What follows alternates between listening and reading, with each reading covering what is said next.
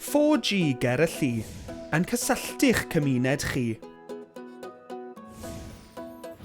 Mae ardaloedd poblog o Gymru fel Abertawe a Chaerdydd yn barod wedi cysylltu gyda'r rhwydwaith 4G.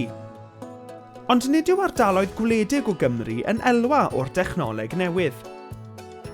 Mae ymgyrch 4G ger y llu yn dod â chysylltiad 4G i Aberystwyth, canolbwynt Cymru. Dros yr wythnosau nesaf, bydd cwsmeriaid cymwys yn cael ei uwchraddio'n awtomatig i'r rhwydwaith newydd hwn. Bydd hyn yn golygu cyflymder lawrlwytho i fyny at 70 megabit yr eiliad, gan eich galluogi chi i bori'r we, rhannu lluniau a fideos, a lawrlwytho apiau yn gynt nag erioed. Edrychwn ymlaen at eich croesawu chi i'r rhwydwaith 4G ger y llu, yn cysylltu'ch cymuned chi.